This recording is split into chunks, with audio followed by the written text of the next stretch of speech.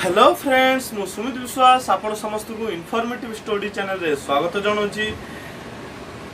So friends आज आमर विषय वस्तु रही अछि जॉब। आमे केमिति गुटे जॉब पाइबा जीवन को हस खुशी रे कटिबा।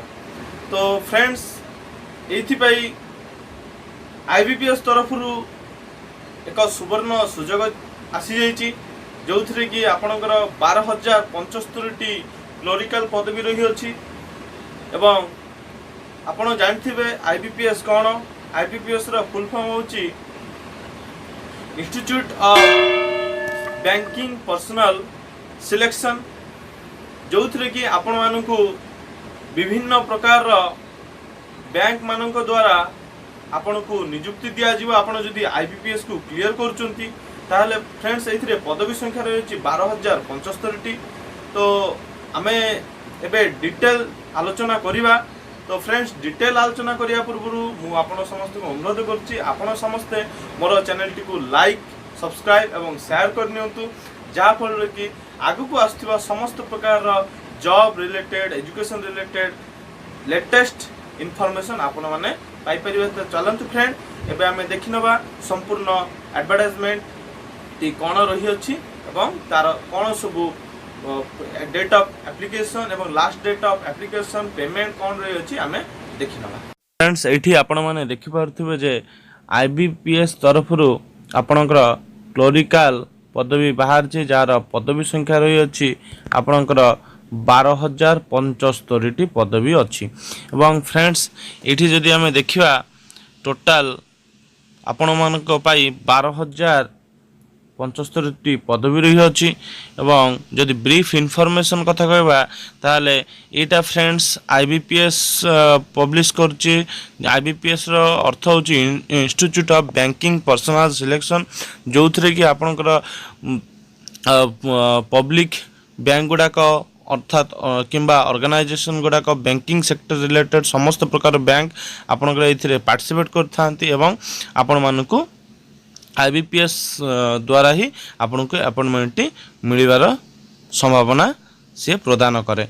तो फ्रेंड्स या पर जदि कहबा एप्लीकेशन फी बाबद को ताहले समस्त को 600 टंका एप्लीकेशन फी दबा को पड़िबो। आ जदि एससी एसटी पीडब्ल्यूडी कैंडिडेट मन कहबा से मन केवल 100 टका पैठ करिया पड़िबो। तो पेमेंट मोड आपण केमिति पैठ करिवे बा फीटा बांधिबे आपण को debit card credit card internet banking किंबा मोबाइल वॉलेट साहाय्य आपण बांधि पारिबे। तो इम्पोर्टेंट डेट्स फ्रेंड एठी देखिबा जे हमर कोन सब डेट रही अछि। तो फ्रेंड्स एठी देखिबा हमर ऑनलाइन आरंभ तारीख होची 17/9/2019 एवं लास्ट डेट ऑफ ऑनलाइन 9/10/2019। एवं आमे जदि कहबा हम एप्लीकेशन केबे एडिट करि परिबार हमर चांस अछि केते तारीख जाय ना 9/10/2019 एवं 24/10/19 हमर प्रिंट आउट काढिबार शेष तारीख रही अछि। एभली भाबरे फ्रेंड्स आपण माने एठी सब प्रकार समस्त प्रकार पॉइंट्स गुटे बाय गुटे फॉलो अप कर नियंतु, जहा द्वारा कि आपण माने फॉर्म टी को सहज रे ऑनलाइन मोड रे अप्लाई करि पारिबे। तो एठी आपण देखि पारथिबे समस्त प्रकार डेट एठी केबे कोन एग्जाम अछि को तारीख रे पडुची केबे आपण एडमिट कार्ड डाउनलोड करिवे केबे आपनकर प्रोविजनल सिलेक्शन लिस्ट बाहरिबो। एठी सब आपण वन बाय वन एठी देखंतु तार टेंटेटिव डेट गुटे दिया आइछि। तो आपण को व्यस्त हबार किछि आवश्यकता नै फ्रेंड्स, आपण एही हिसाब रे निज को प्रिपेयर करि नियंतु। तो या परे हमें देखिबा हमर अलगा कौन सब रही अछि। तो फ्रेंड्स मु एही वीडियो रे आपण मन को एते डिटेल विषय रे आलोचना करूनी कोन पई ना, जदि मु डिटेल रे आलोचना करिवे ताहाले वीडियो टी बेसी लॉन्ग हे जो हुए तो आपन को बोर लागी पारे। तो सेति पे फ्रेंड्स मु यार डिस्क्रिप्शन एडवर्टाइजमेंट रो डिस्क्रिप्शन लिंक मु तळे देथिबे एवं आपनकर यार एडवर्टाइजमेंट रो पीडीएफ टा ऑनलाइन लिंक सब मु डिस्क्रिप्शन बॉक्स रे दे देबे। आपन सेठु जाई कि आपनकर एडवर्टाइजमेंट को देखि परिबा एवं ऑनलाइन मध्ये अप्लाई करिबा। सो फ्रेंड्स एबे देखिबो नेक्स्ट स्टेज कोन रही अछि।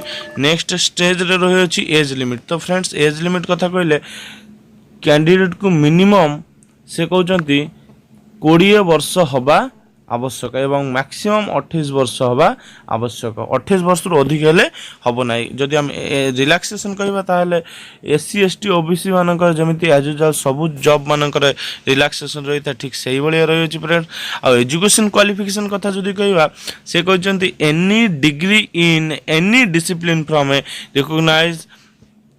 recognized by the government of India or any equivalent qualification recognized as such by the central government अर्थात आपण जेकोसी जगार जोटा कि आपणकर यूनिवर्सिटी रिकग्नाइज हबार अच्छी ताहले जाई कि आपणकर डिग्री क्वालिफिकेशन को मान्यता दियाजिबो बोली से कहते आपण अप्लाई करि पारिबे। तो एबे आमे जदि पदवी संख्या देखिबा ताहले आमे ऑलरेडी टोटल पदवीटा केते रही अछि आमे देखिथिलु। एबे आमे देखिबा हमर ओडिसा पई केते पदवी रही अछि हमर ओडिसा रो प्रार्थी माने एठी आपण देखि परथबे ओडिसा रे आपण 417 टी पदवी रही अछि। अप्लाई करनियंतु प्रिपेयर हो जातु एवं मोर वीडियो को भल लगे आपण दया करी सब्सक्राइब एवं लाइक करनियंतु जहाँ द्वारा कि मोर आगु को आसथिबा समस्त प्रकार लेटेस्ट वीडियो आपण देखि परिबा।